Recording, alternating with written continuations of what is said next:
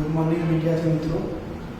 Last લેક્ચરની અંદર આપણે 12th standard biology chapter number 1 સજીવોમાં પ્રજનનની શરૂઆત કરી હતી. આજે એ જ ચેપ્ટરની અંદર આગળની માહિતી આપણે જોઈશું. લાસ્ટ લેક્ચરની અંદર મિત્રો તમને યાદ હોય તો આપણે પ્રજનન એટલે શું, લાઈફ સ્પાન કોને કહેવાય એટલે કે જીવનકાળ કોને કહેવાય, અને સાથે સાથે કરીને લાઈફ એક્સપેક્ટન્સી એટલે કે જેને તમે અંદાજિત જીવનકાળ તરીકે ઓળખો છો એના વિષયમાં જે 18 થી 19 જેટલા જે ઉદાહરણ છે તેની એક સ્ટોરીના ભાગરૂપે આપણે કવર કરેલા હતા. આજના લેક્ચરની અંદર આપણે આ જ ટોપિકની અંદરની બીજી એક વિશેષ માહિતીના ભાગરૂપે આજે ટોપિક ભણવાનું સ્ટાર્ટ કરશું, જેની અંદર મિત્રો જીવનકાળના અલગ અલગ વિવિધ તબક્કાઓ વિશેની આપણે માહિતી મેળવવાના છે. બરાબર? ચાલો, તો જીવનકાળના વિવિધ તબક્કાઓ ખાસ મિત્રો યાદ રાખજો. જીવનકાળના વિવિધ તબક્કાઓ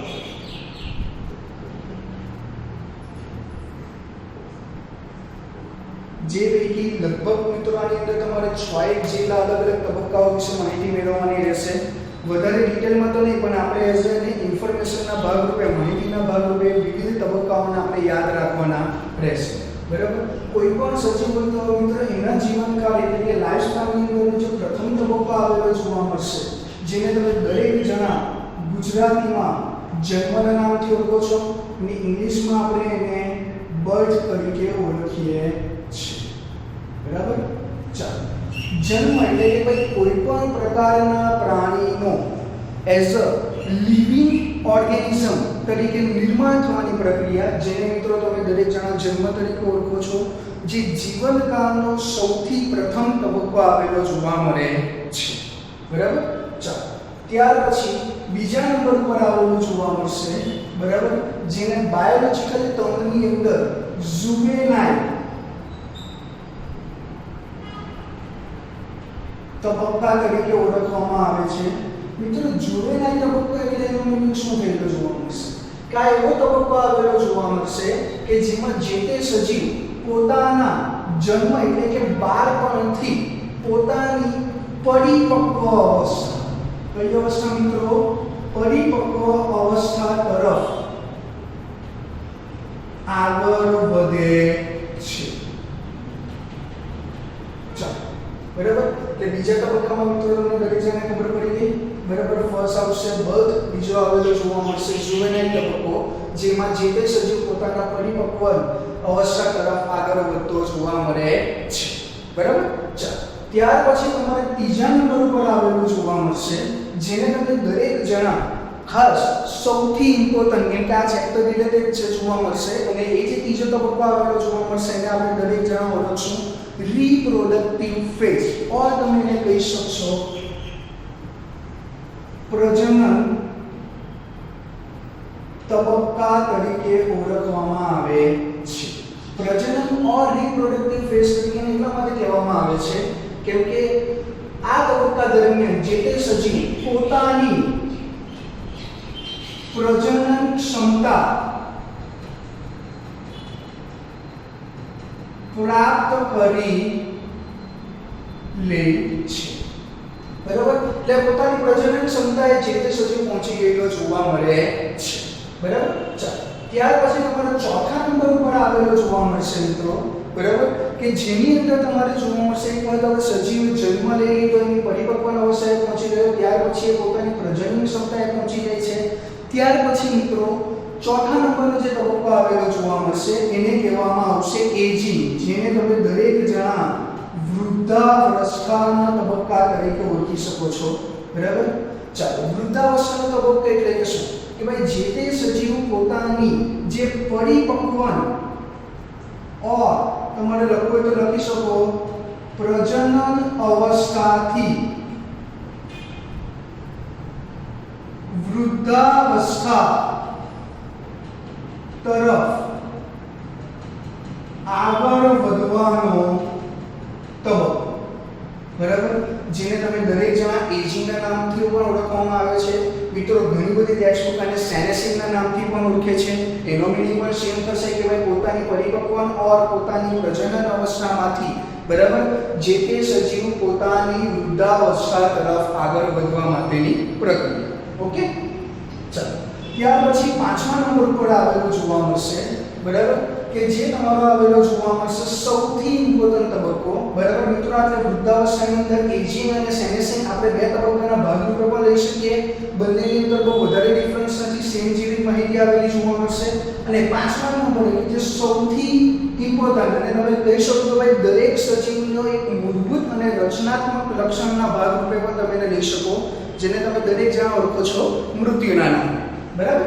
ચાલો તો એને આપણે કહેશું જે જીવનકાળ માટેનો છેલ્લો તબક્કો જેને કહેવામાં આવશે મૃત્યુ ઓર ડેથના નામથી ઓળખવામાં આવે છે. મિત્રો મૃત્યુનો સમયગાળાને તમે કેવો તો કહી શકો કે ભાઈ વૃદ્ધાવસ્થાથી મૃત્યુ સુધીનો સમય એટલે કે વૃદ્ધાવસ્થા પછી સીધું જે અવસ્થાનું નિર્માણ થયેલું જોવા મળશે એ અવસ્થાને મૃત્યુની અવસ્થા તરીકે ઓળખવામાં આવે છે. મિત્રો તમે ઘણી બધી વખત એવી માહિતી સાંભળી હશે કે ભાઈ સજીવ જે સજીવનો જન્મ થાય છે તેનું મૃત્યુ હંમેશા થયેલું જોવા મળશે. મિત્રો વાત તો સાચી જ છે, પણ ખાસ એક તમને ઇન્ફોર્મેશન માટે માહિતી માટે એક તમને વાત કહી દઉં. કઈક પ્રકારના એવા સજીવ છે કે જે હાલમાં ઇમોર્ટલ એટલે કે અમર સજીવ તરીકે ઓળખવામાં આવે છે, જેનું ક્યારેય પણ મૃત્યુ થયેલું જોવા મળશે નહીં બરાબર. હા મિત્રો ખાસ આ એક બાબત ધ્યાનમાં રાખજો. આપણે નીચે માહિતીના ભાગરૂપે નોંધ કરીને લખી દઈએ છીએ. મિત્રો ખાસ આ એક બાબતને ધ્યાનમાં રાખજો, તમને નીટના કોન્સેપ્ટ માટે સૌથી વધારે અગત્યતા દર્શાવશે બરાબર. ચાલો તો આ જે નોંધ એટલે કે જે આ માહિતી આપેલી જોવા મળશે એવા કયા સજીવો આવેલા જોવા મળશે કે જેનું ક્યારેય પણ મૃત્યુ થયેલું જોવા મળશે નહીં. તો આદિકોષ કેન્દ્રીય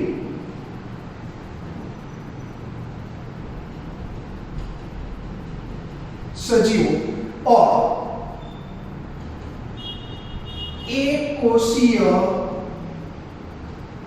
सजीवों के जे દ્વિભાજનની પ્રક્રિયાથી પ્રજનન કરતા હોય. ખાસ મિત્રો ધ્યાનમાં રાખજો દ્વિભાજન જેને તમે દરેક જણા બાઇનરી ફિશનના નામથી પણ ઓળખવામાં આવે છે. જેટલા પણ સજીવ આ બાઇનરી ફિશન અથવા દ્વિભાજન એ અલિંગી પ્રજનનની પદ્ધતિ છે. સાની પદ્ધતિ છે? અલિંગી પ્રજનનની. અને આપણે ખાસ મિત્રો જોશું હજુ વધારે ડિટેલની અંદર આપણે આ ચેપ્ટરની અંદર એનો સમાવેશ અને એના વિશેની માહિતી જોવાના છે.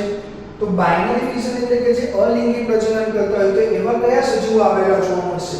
ખાસ યાદ રાખજો અમીબા, પેરામીશિયમ જેવા સજીવો. તમારા ત્યાં લખવું તો લ્યુબ્લિના પણ લખી શકો છો બરાબર. આ જે સજીવો આવેલા જોવા મળશે તે ખાસ મિત્રો એને અમર સજીવ તરીકે પણ ઓળખવામાં આવે છે. એટલે આપણે લખી દઈએ છીએ માહિતી માટે અમર સજીવ, જેને તમે દરેક જણા ઇંગ્લિશમાં ઇમોર્ટલ ના નામથી પણ ઓળખી શકો છો. ઓકે, તો ખાસ આ એક તમારા મિત્રો જીવનકાળ પછીના જે 6 તબક્કા આવેલા જોવા મળશે એના વિશેની તમારે માહિતી યાદ રાખવાની રહેશે. ખાસ આ તમને નીતિની અંદર કે ભાઈ એવા કયા સજીવ છે કે જેનું ક્યારેય પણ મૃત્યુ થયેલું જોવા મળશે નહીં. તો મિત્રો ખાસ યાદ રાખજો દ્વિભાજનની પ્રક્રિયા જે બાઇનરી ફિશન કરતા હોય, ઉદાહરણ તરીકે તમારા આ બધા સજીવોના નામ યાદ રાખવાના રહેશે. આપણે દરેકની અંદર અલિંગી પ્રજનન કઈ રીતના થશે તેના વિશેની સંપૂર્ણ માહિતી આની અંદર આપણે જોવાના છે. ઓકે,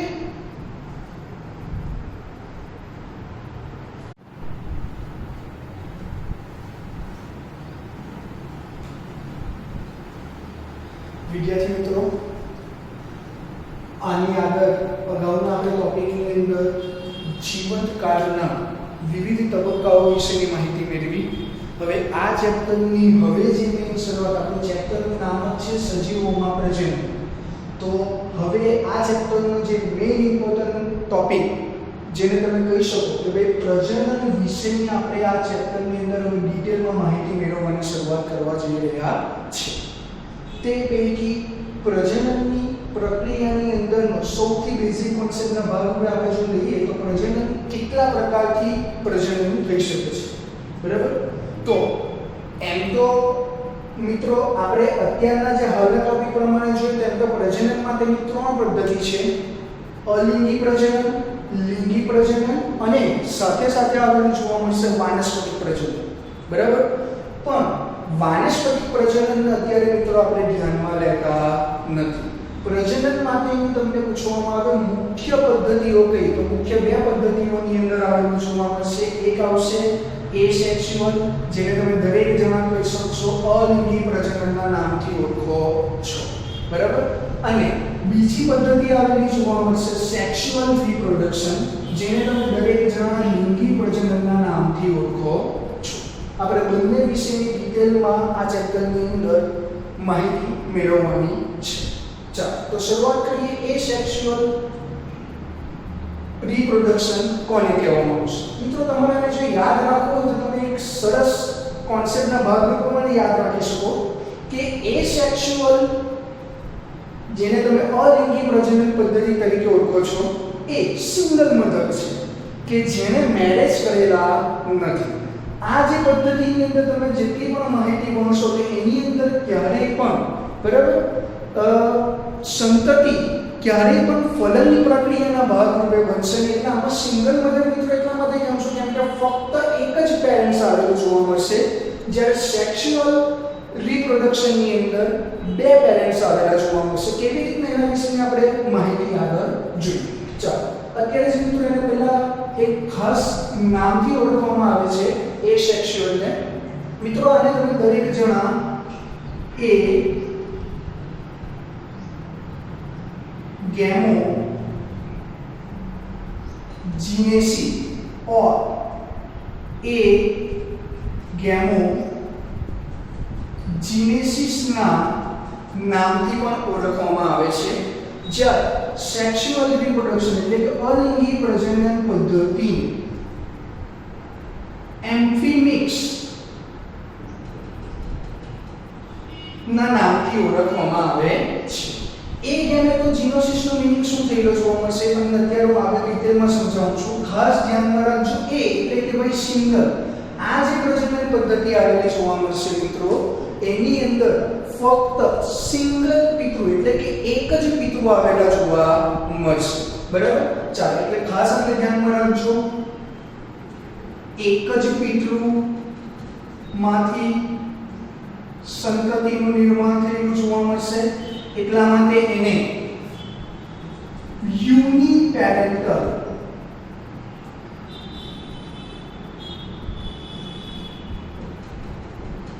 ખાસ યાદ રાખજો. યુનિ એટલે કે એક, પેરેન્ટલ એટલે કે એક જ પિતૃમાંથી સંતતિનું નિર્માણ થયેલું જોવા મળે છે.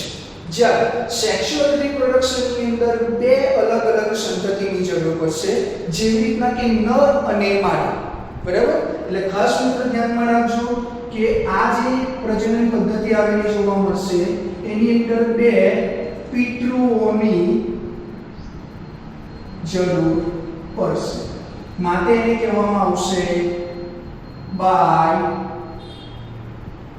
પેરેન્ટલના નામથી એને ઓળખવામાં આવે છે. ચાલો આ એક બાબત મિત્રો યાદ રહેશે, બરાબર? ચાલો બીજું વસ્તુ કે આટલે જો તમારે એક જ પિતૃ એટલે કે એક જ સજીવમાંથી બીજા સજીવનું જો નિર્માણ થઈ જતું હોય, બરાબર, તો ખાસ ધ્યાનમાં રાખજો આ પ્રજનન પદ્ધતિમાં જન્યુ નિર્માણ, જન્યુ મિત્રો યાદ આવ્યું, નર અને માદા. માનવની અંદર પ્રજનન માટેની જો માહિતી મેળવવામાં આવે તો નર તરીકે શુક્રકોષ અને માદા તરીકે અંડકોષ આવેલો જોવા મળે છે. પણ એસેક્સ્યુઅલ આ બંને જે શુક્રકોષ અને અંડકોષ આ બંને જે આવેલા જોવા મળશે મિત્રો એને જન્યુના નામથી ઓળખવામાં આવે છે. એસેક્સ્યુઅલ એટલે કે અલિંગી પ્રજનન પદ્ધતિમાં જન્યુ નિર્માણ થતું નથી. જ્યારે સેક્સ્યુઅલ રિપ્રોડક્શન સિસ્ટમની અંદર જન્યુ નિર્માણની પ્રક્રિયા થાય છે. બરાબર. ચાલો હવે મિત્રો જન્યુનું જો નિર્માણ નથી થતું, ખાસ તમારે આની અંદર માહિતી યાદ રાખવાની રહેશે કે અમુક પ્રકારની જે વનસ્પતિ આવેલી જોવા મળશે, અમુક વનસ્પતિ. બરાબર. તો અમુક પ્રકારની વનસ્પતિમાં જન્યુ નિર્માણ થાય છે, પરંતુ ફલન થતું નથી. બરાબર. ફલન એટલે કે જેને તમે દરેક જણા ખાસ ધ્યાનમાં રાખજો, ફર્ટિલાઇઝેશનની પ્રક્રિયા તરીકે ઓળખો છો. જ્યારે સેક્સ્યુઅલ રિપ્રોડક્શન ની અંદર ખાસ મિત્રો ધ્યાનમાં રાખજો, જન્યુ નિર્માણ થાય છે. હવે જો જન્યુ નિર્માણ થતું હશે, બરાબર, તો સ્વાભાવિક રીતે આપણે કઈ પ્રક્રિયા પણ થયેલી જોવા મળશે? ફલન થાય છે.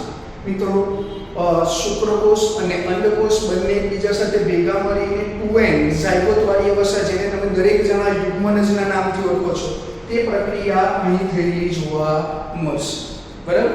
ચાલો એટલે આપણે તમને તફાવતના મુદ્દા મિત્રો સમજ પડી ગઈ હશે. બરાબર. ચાલો ત્યાર પછી ખાસ માહિતી માટે યાદ રાખજો કે અહીં ક્યારેય પણ 100% અહીં ક્યારેય પણ ભિન્નતાનું નિર્માણ થયેલું જોવા મળશે નહીં. કેમ મિત્રો? એના વિશે હું તમને વાત કરી લઉં. કેમ કે અહીં જે કોષ વિભાજન થશે, કોષ વિભાજન એ હંમેશા શાનું જોવા મળશે? સંભાજન પ્રકારનું કોષ વિભાજન થયેલું જોવા મળશે. મિત્રો તમને યાદ હોય તો આપણે આપણું જે સેલ સાયકલ, સેલ ડિવિઝન અને સેલ સાયકલ વાળા ચેપ્ટરની અંદર આપણે ડિટેલમાં માહિતી મેળવી હતી કે સંભાજનની અંદર કોષનું વિભાજન થશે, પણ એની અંદર લક્ષણ ક્યારેય પણ બદલાયેલા જોવા મળશે નહીં. જ્યારે સેક્સ્યુઅલ રિપ્રોડક્શન સિસ્ટમની અંદર, બરાબર, આટલે સંભાજન અને અધિકરણ બંને પ્રક્રિયા થયેલી જોવા મળશે. મિત્રો ખાસ ધ્યાનમાં રાખજો, આટલા અધિકરણ પણ આવે છે. અધિકરણ આવશે તો તમને યાદ હોય તો અધિકરણ 1 અને અધિકરણ 2, અને અધિકરણ 1 ની અંદર તમને મિત્રો યાદ હોય તો પેક્ટિન અવસ્થા, જે પૂર્વાવસ્થાની અવસ્થાને ત્યાં ક્રોસિંગ ઓવર થતું હતું. બરાબર. એટલે કે વ્યતિકરણની પ્રક્રિયા થતી હતી, જેને પરિણામે આટલે લક્ષણોની આપણે જોવાની છે. મિત્રો એ બાબત આ એક ખાસ ધ્યાનમાં યાદ રાખજો. ચાલો સંભાજન થાય છે, સ્વાભાવિક રીતે જે પણ સંતતિ આવેલી જોવા મળશે, બરાબર, તો દરેક સંતતિ 100% સરખી જોવા મળશે. કોની સાથે? પિતૃ સાથે. ખાસ મિત્રો યાદ રાખજો, જે પિતૃ માંથી જે સજીવનું નિર્માણ થાય છે 100% આબેહૂબ એની પ્રતિકૃતિ જોવા મળશે. બરાબર.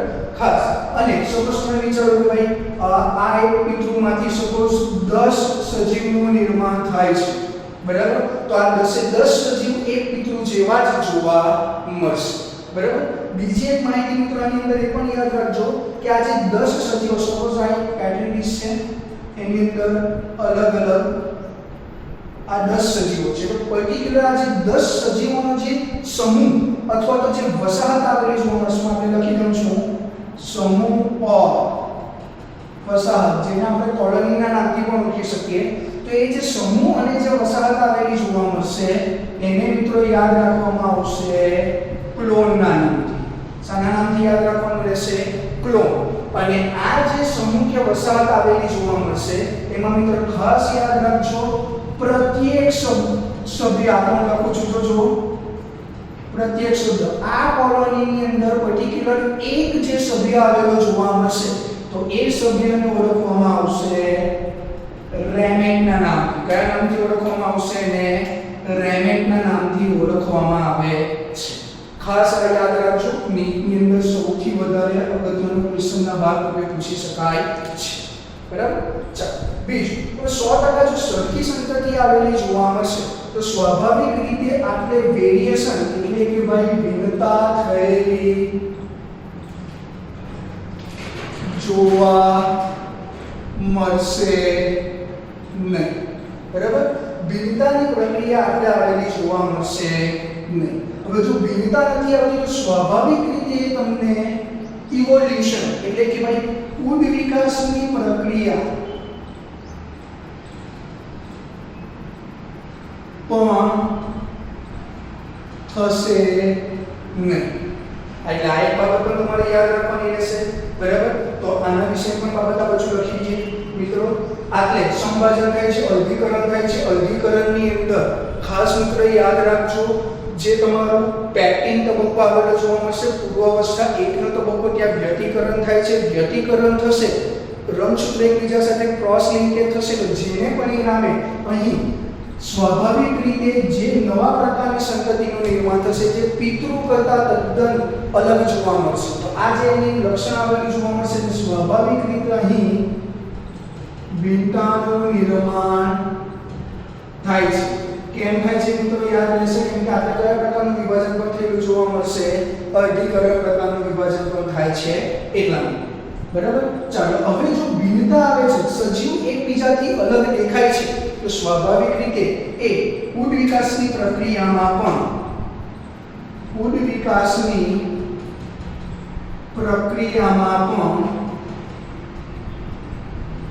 ફાળો આપશે.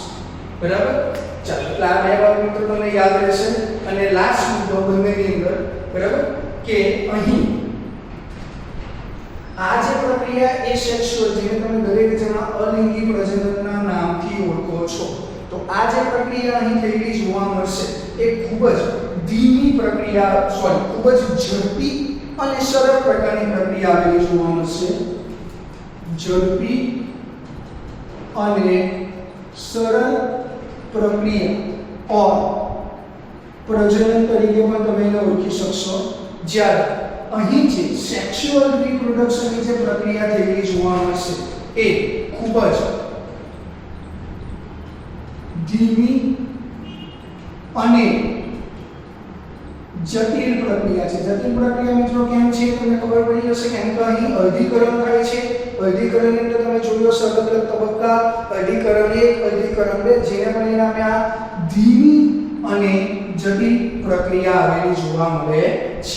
બરાબર, તો અહીં તમને એસેક્સ્યુઅલ રિપ્રોડક્શન સિસ્ટમ અને સેક્સ્યુઅલ રિપ્રોડક્શન સિસ્ટમ વિશેની લગભગ મિત્રો બધી માહિતી કવર થઈ જાય છે. એના વિશે તમને બધી માહિતી આગળ સમજ પડી ગઈ હશે.